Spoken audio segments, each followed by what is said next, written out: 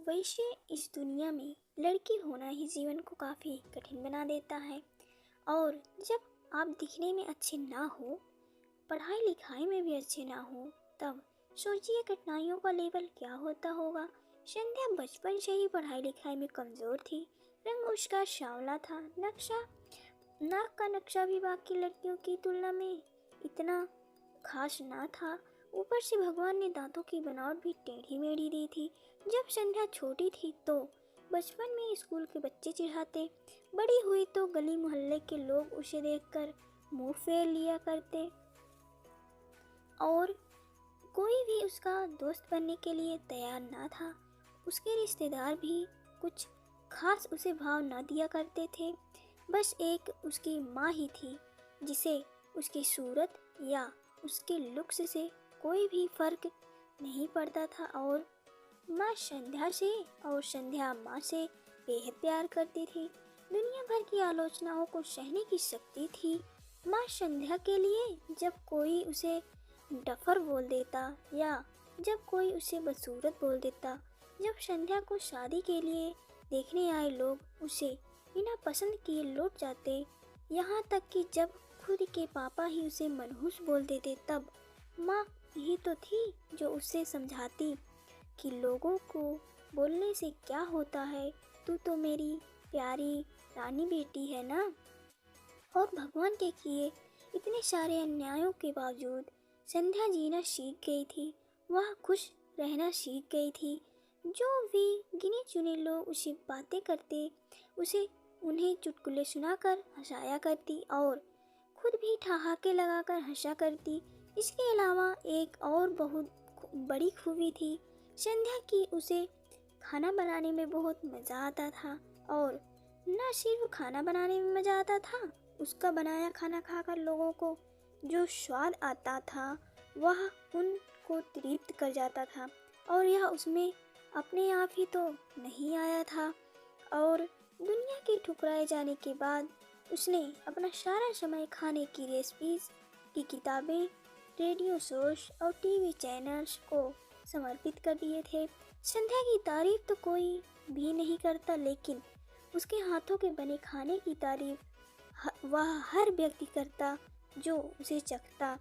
इस एक गुण की वजह से संध्या अपने आजू बाजू की औरतों में फेमस हो गई थी, क्योंकि जिसे भी खाना पकाना सीखना होता या कुछ नया पकवान बनाना सीखना हो तो वह संध्या के पास आती और संध्या भी खुशी खुशी उन्हें सिखाया करती थी।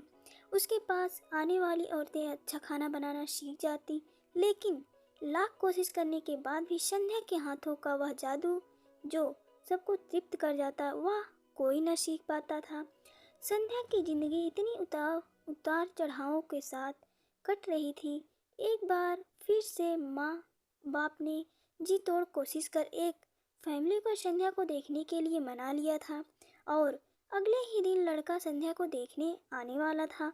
संध्या को इस बात की खबर होने पर वह दुखी और गुस्सा हो गई थी कि बिना उससे पूछे पता नहीं क्यों मम्मी पापा लड़कों को बुला लेते थे और उसका मजाक बना देते थे।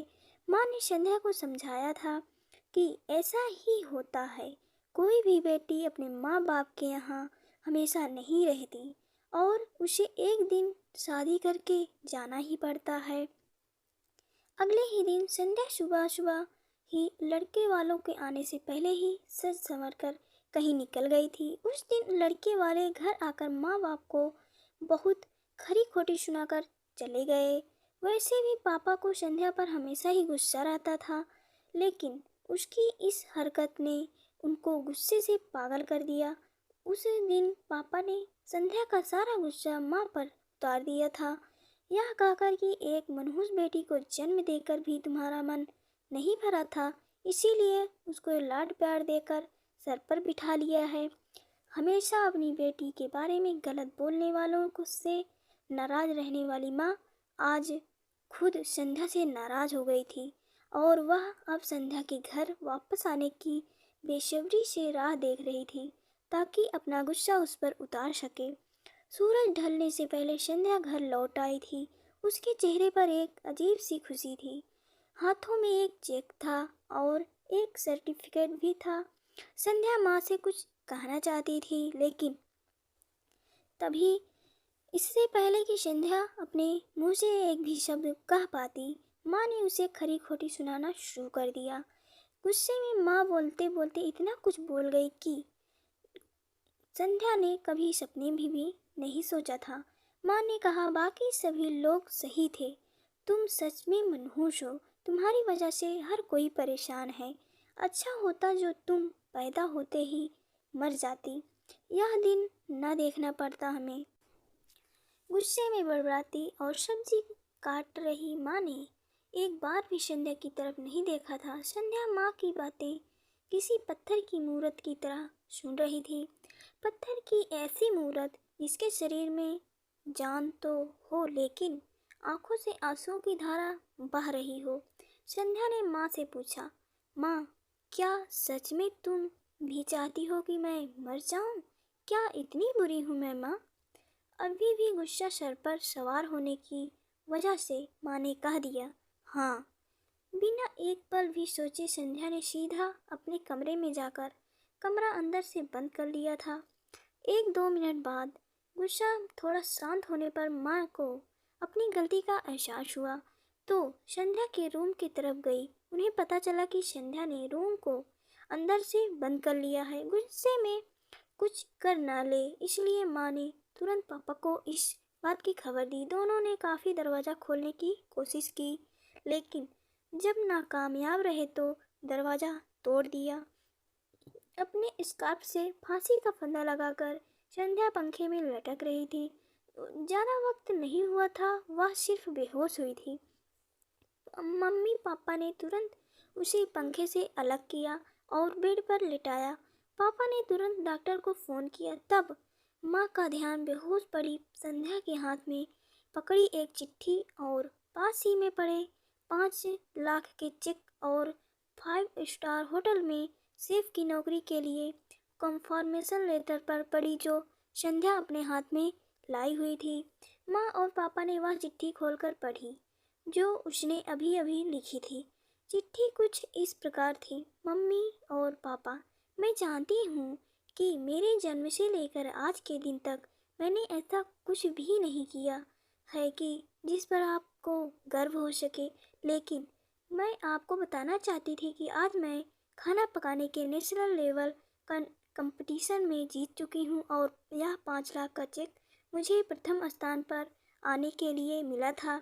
जजिस को मेरा खाना इतना पसंद आया था कि उन्होंने मुझे एक बड़े होटल में बतौर मास्टर शेफ की नौकरी के लिए कंफर्मेशन लेटर ही दे दिया था। पूरी दुनिया मेरे खिलाफ है, मुझे इस बात का कभी भी फर्क नहीं पड़ता था और ना ही बाबूजी की कड़वी बातें मैंने अपने दिल पर ली थी, क्योंकि मैं जानती थी बाहर से सख्त दिखते मेरे बाबूजी अंदर से तो मुझे प्यार ही करते थे।